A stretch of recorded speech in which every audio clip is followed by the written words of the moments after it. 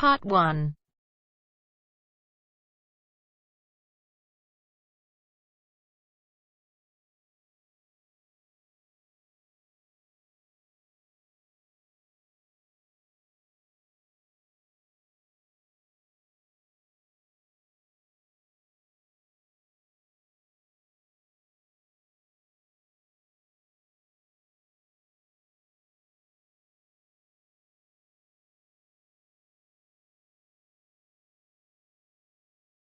Test 2. You will hear a number of different recordings and you will have to answer questions on what you hear. There will be time for you to read the instructions and questions, and you will have a chance to check your work. All the recordings will be played once only. You will hear a telephone conversation between a customer and a representative of an insurance company. First, you have some time to look at questions 1 to 5.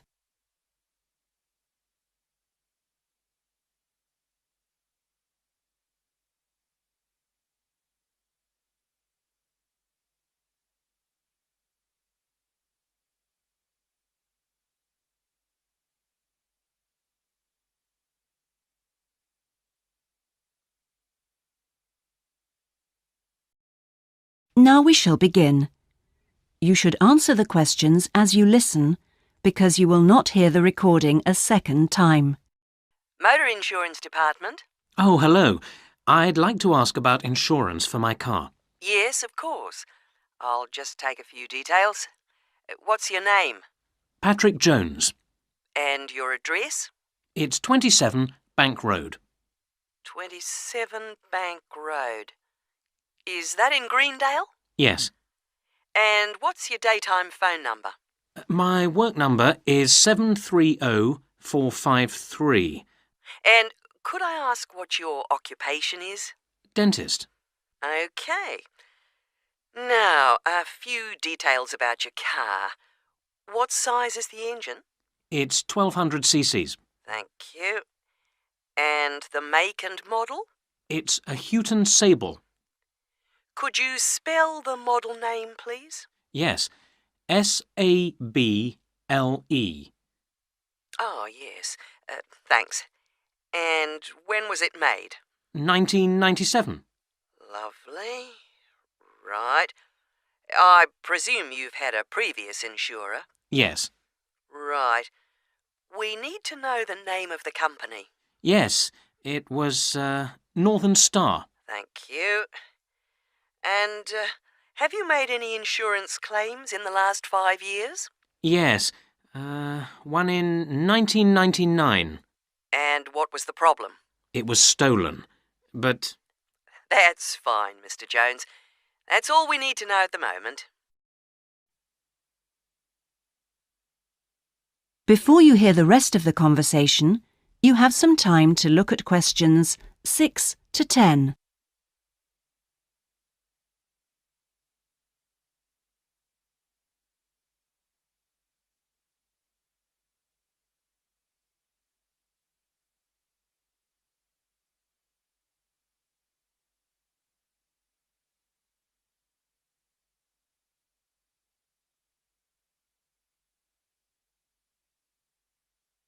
Now listen and answer questions 6 to 10. And will there be any other named drivers? just the one. And his name? Simon Painter. Could you spell the surname, please? P-A-Y-N-T-E-R. OK, thank you. And what relationship is he to you? He's my brother-in-law. And what will you or Mr. Painter be using the car for? Well, mainly for social use. Social use. Will you be using it to travel to work? Yes, sometimes. Travel to work. Anything else? No, that's it. And finally, when would you like to start the insurance? I'll need it from the 31st of January. Right. Mr. Jones, I'm getting a couple of quotes coming up on the computer now, and the best bit looks like being with a company called Red Flag. Yeah? And that comes out at $450 per year. Oh, well, that seems okay. It's quite a bit lower than I've been paying up to now. Great. So, would you like me to go ahead with that? Sure, why not? How would you like to pay?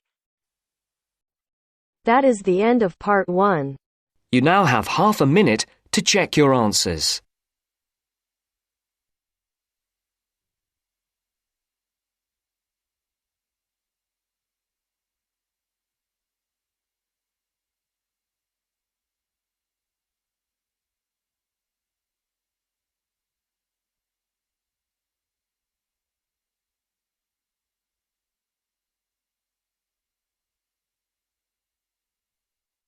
Now turns to part 2.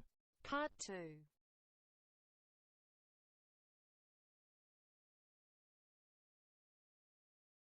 You will hear a recorded message giving tourists travel information in a large city. First, you have some time to look at questions 11 to 18.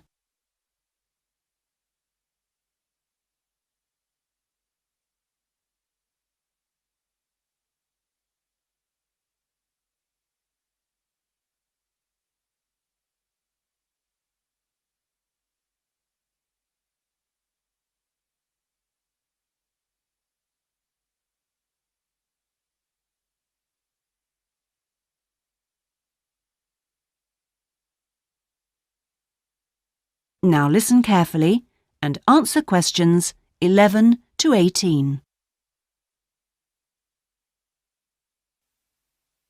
Thank you for calling the tourist line. There are many different ways of getting round the city, and we'd like to suggest some you may not have thought of. How about a city trip by boat? There are 4 main stopping points. From west to east, Stop A, Greenbanks, Stop B, City Bridge, Stop C, Roman Landing, and Stop D, Newtown. You can find the main booking office at Stop A. The first boat leaves at 8 a.m. and the last one at 6:30 p.m.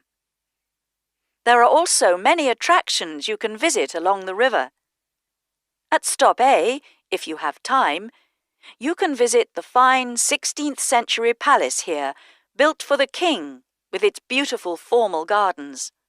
It's very near the booking office. Now you can enjoy every corner of this superb residence. Stop B. Why don't you visit Tower Restaurant with its wide range of refreshments? This is a place where you can sit and enjoy the wonderful views over the old commercial and banking centre of the city. Stop C is the area where, in the 1st century AD, invading soldiers crossed the river. This was much shallower than it is now. That's why this area is called Roman Landing. There's an interactive museum to visit here, with a large shop which has a good range of local history books. At the furthest point of the trip, Stop D, the most exciting place to visit is the new entertainment complex with 7-screen cinema, bowling alley, and video games arcade. Before you hear the rest of the message, you have some time to look at questions 19 and 20.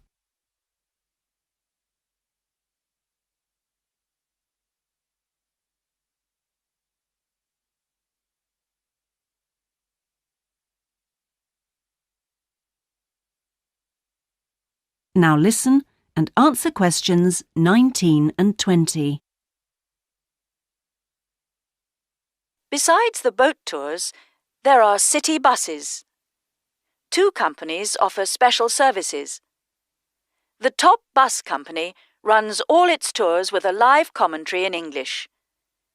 Tours leave from 8:30 a.m. every 20 minutes. There are departures from Central Station, Castle Hill, and Long Walk. This is a hop-on, hop-off service, and tickets are valid for 24 hours. For further details, call Top Bus on 0208 944 7810. The number 1 sightseeing tour is available with a commentary in 8 languages. Buses depart from Central Station every 5 to 6 minutes from about 9 a.m., with the last bus at around 7 p.m.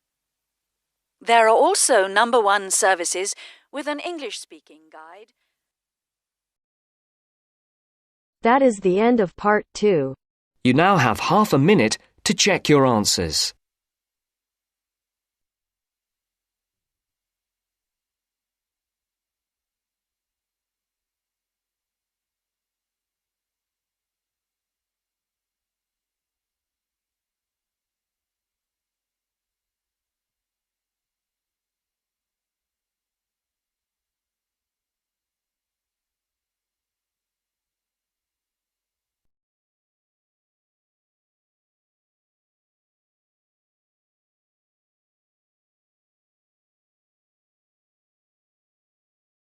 Now turns to part 3. Part 3. You will hear a seminar with Dr. Martin Merriweather of the Antarctic Centre in Christchurch, New Zealand. First, you have some time to look at questions 21 to 26.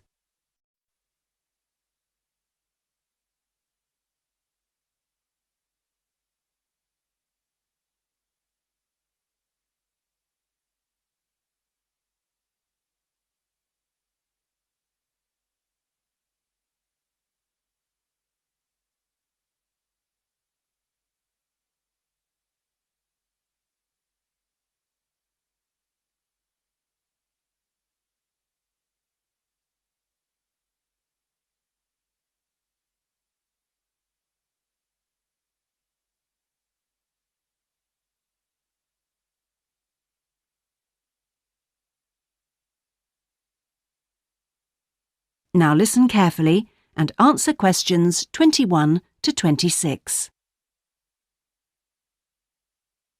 We're pleased to welcome Dr. Martin Merriweather of the Antarctic Centre in Christchurch, New Zealand, who has come along to talk to us today about the role of the centre and the Antarctic Treaty. Now, my first question is about the choice of location for the centre. Why Christchurch? Was it because of the climate? Well, actually, New Zealand is the second closest country to Antarctica, and Christchurch is often used on Antarctic expeditions. Right, so it's because of where we are, coupled with our historical role. So tell us, what is the main purpose of the centre? Oh, well, we have 2 complementary roles. One is as a scientific base for expeditions and research, and the other is as an information centre. Tell us something about the role as a scientific base. Well, we're able to provide information about what scientists should take with them to the South Pole.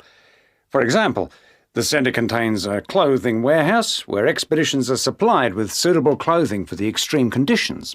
I suppose you need a bit more than your normal winter coat. Yes, exactly. And then there's also the specialist library and mapping services. Right. And which countries are actually located at the centre? Well, the centre houses research programs for New Zealand, for the United States, as well as for Italy. There's even a US post office at the American Air Force Base here. Really? And what does the visitor centre offer? Well, since very few people will ever experience the Antarctic firsthand, the Visitors Centre aims to recreate the atmosphere of Antarctica. There's a mock campsite where you can see inside an Antarctic tent and imagine yourself sleeping there. And the centre also acts as a showcase for the unique international cooperation which exists in Antarctica today.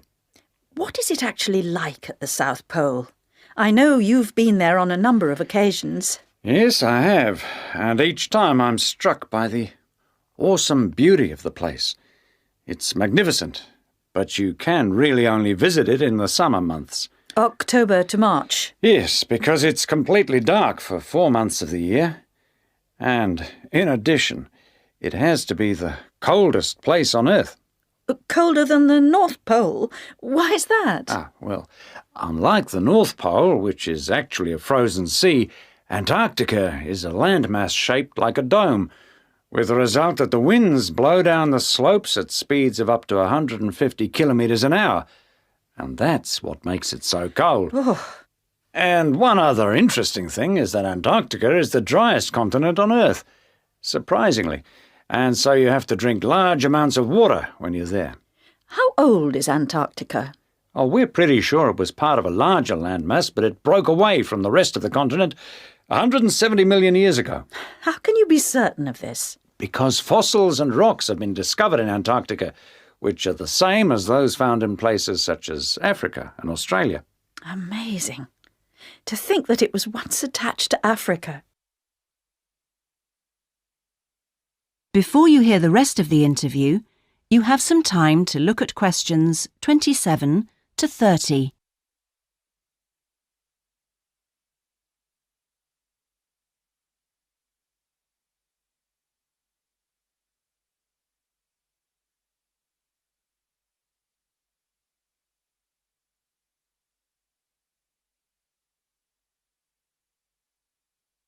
Now listen and answer questions 27 to 30. Now, let's just have a look at the Antarctic Treaty. How far back does the idea of an international treaty go? Well, as far back as the 19th century, when 11 nations organised an international event. When was that exactly? In 1870, and it was called the Polar Research Meeting. And then, not long after that, they organised something called the First International Polar Year. And that took place when exactly? Over 2 years, from 1882 to 1883. But it wasn't until the 1950s that the idea of an international treaty was proposed. And in 1959, the treaty was actually signed. What do you see as the main achievements of the treaty? Well, firstly, it means that the continent is reserved for peaceful use. That's Article 1, isn't it? Yes. That's important, since the territory belongs to everyone. Yes, but not as important as Article 5, which prohibits any nuclear explosions or waste disposal. Which is marvellous. Well, I'm afraid we're going to have to stop there because I'm afraid we've run out of time. Thanks for coming along today and telling us all about the centre and its work.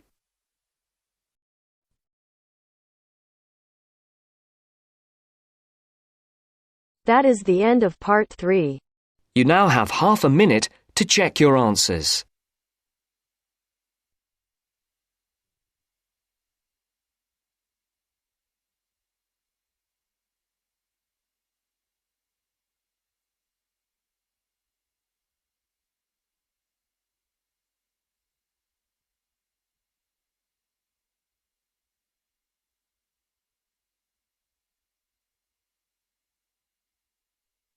Now turns to part 4. Part 4. You will hear a presentation given by a sports science student on her project on left and right-handedness in sport. First, you have some time to look at questions 31 to 40.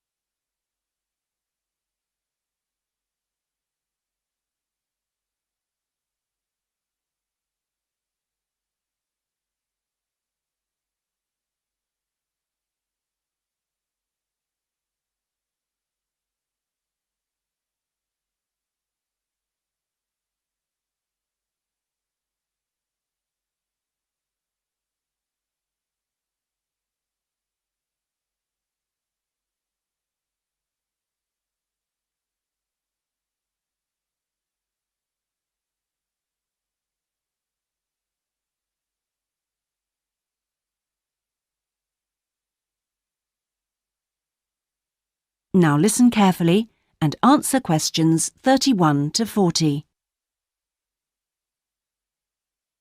My topic is handedness.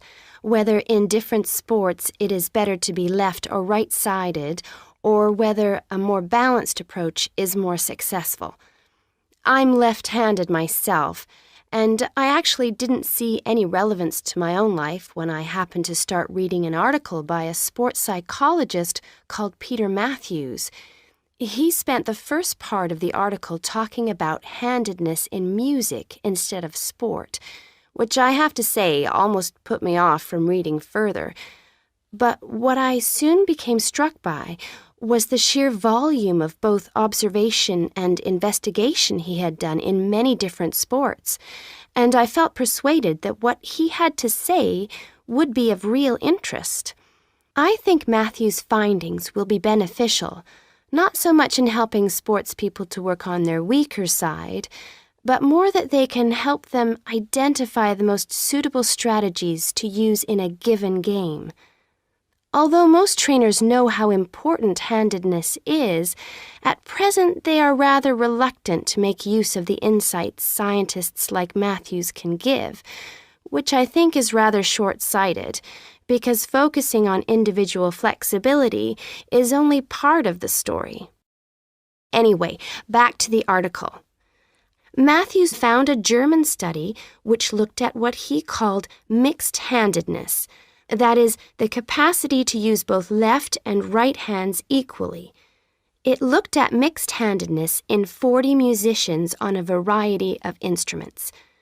Researchers examined a number of variables.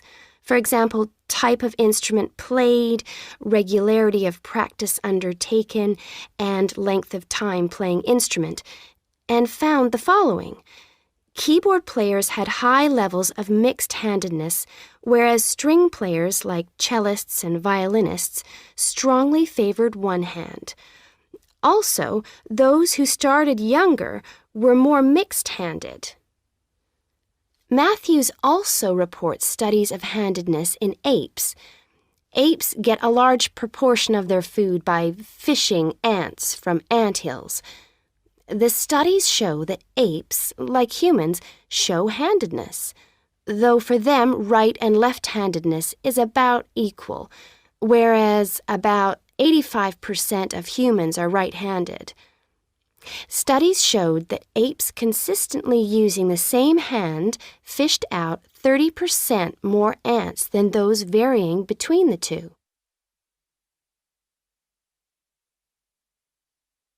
Matthews started researching several different sports and found different types of handedness in each. By the way, he uses handedness to refer to the dominant side for feet and eyes as well as hands. Anyway, his team measured the hand, feet, and eyes of 2,611 players and found that there were really three main types of laterality. Mixed, you work equally well on both sides, both hand and eye. Single, you tend to favor one side, but both hand and eye favor the same side.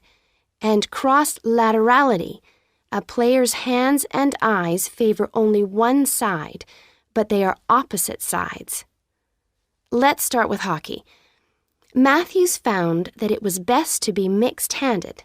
This is because a hockey stick must be deployed in two directions. It would be a drawback to have hand or eye favoring one side. An interesting finding is that mixed-handed hockey players were significantly more confident than their single-handed counterparts. Things are slightly different in racket sports like tennis. Here, the important thing is to have the dominant hand and eye on the one side. This means that there is a bigger area of vision on the side where most of the action occurs. If a player is cross-lateral, the racket is invisible from the dominant eye for much of the swing. It means that they can only make corrections much later, and often the damage has been done by then. And moving to a rather different type of sport, which involves large but precise movements, gymnastics. It's been found that cross-hand-eye favoring is best. The predominant reason for this is because it aids balance, which is, of course, absolutely central to performance in this sport. That is the end of part 4. You now have half a minute to check your answers.